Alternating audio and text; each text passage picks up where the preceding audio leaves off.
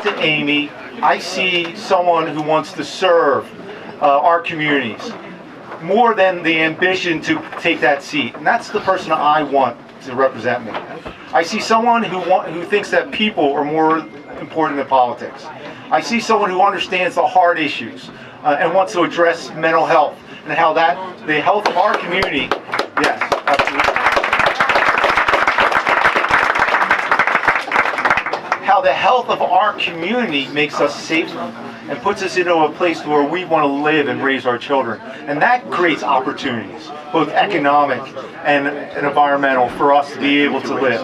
So, without further ado, our next Congresswoman, Amy Kennedy.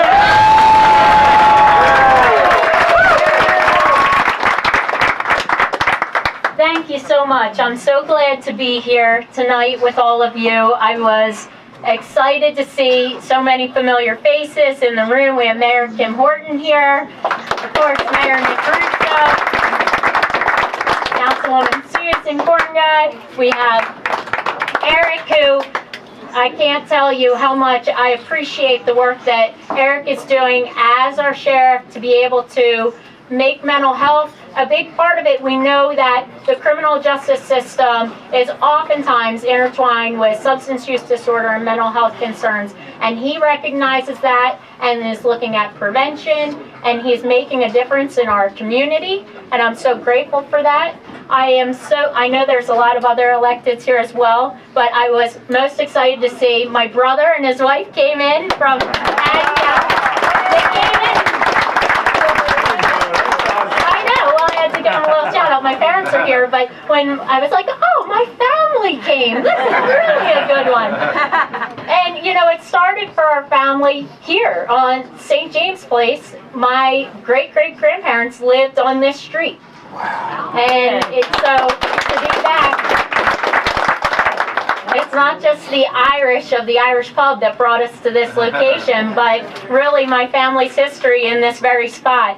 And I'm so concerned with our community and where it's been since the time when my great-grandparents owned businesses on South Carolina Avenue, and that we are looking at ways to revitalize our community, looking at the full picture of what it means for the people struggling here, and that we've got our focus on not just mental health, but everyone's well-being. Yeah. Right? So not just when they're feeling sick, but how are we building people up and making sure that the opportunities are here? And I so appreciate, as Eric said, you know, it's not just about who's going to defeat Jeff in November, although we all really care about that.